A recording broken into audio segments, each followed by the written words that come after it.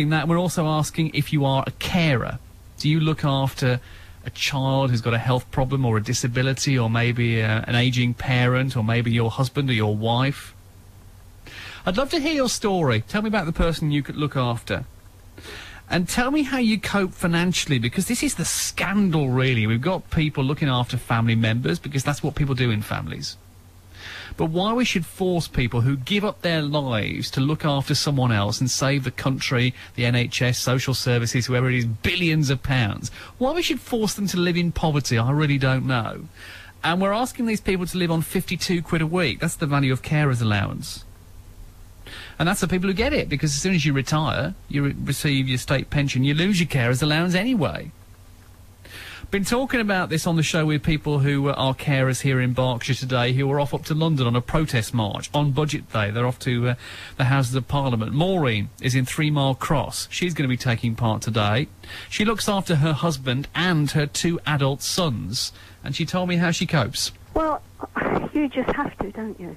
You just manage because you love the people that you're caring for, and it's the financial and the bureaucratics that really, in trying to get to any help, that is the bugbear. We don't want to alienate ourselves from the people that can give us support, but when we do try to get the support, it's not the kind of support that we actually want.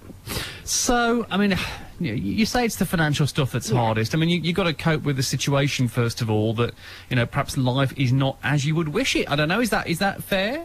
It's fair, yeah, it's fair, but it does teach you quite a lot, though you'll go around, nobody would acknowledge it, and in actual fact, you can be discriminated upon as if you were a scrounger. I don't access income support. I only have, I did have the carers allowance, but I'm now 62.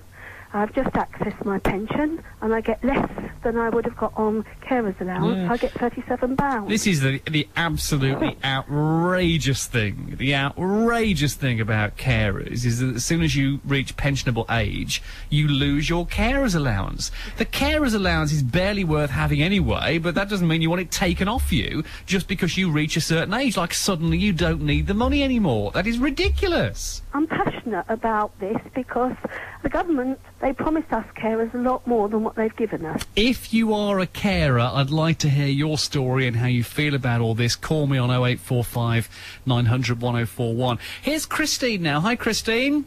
Hello, Andrew. You've set up an online support group for carers because, well, you've been through this yourself. I have, yes. Tell me a little bit about you, first of all. Well, my name is Christine Steele, and I'm the chairperson of the Carers Poverty Protest. But about your own kind of personal situation and the caring that you're involved in. I care for my husband, and he has spinal canal stenosis. And I got the carers allowance overlapping, and then on the 25th of March this year I turned 60, so it stopped.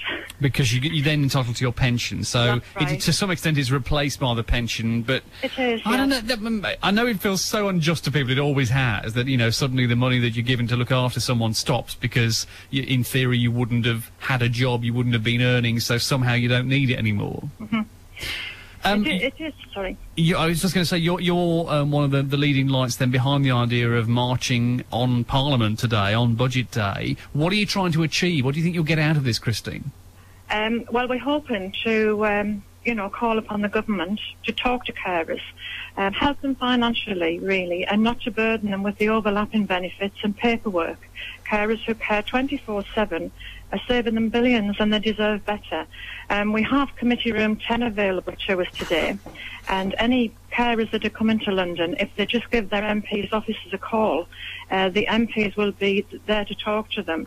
My MP, David Burrow, has been marvellous, and he's emailed all the MPs, and they're quite willing to come into the committee room today and talk to the carers, which I think is a wonderful opportunity for carers. Good stuff. Yeah, well, it's a big day as well for Parliament, so it's kind of, in a way, a good day to be there, although with money being so tight for the government and everyone else, it may not be the easiest time to be lobbying for extra cash, but, you know, what else are you supposed to do, I suppose? Christine, thank you very much indeed for that. Good luck. Thank you. That's Christine. If you're a carer, I'd like to hear your story on 0845 900 1041. Please get in touch with me this morning. If you're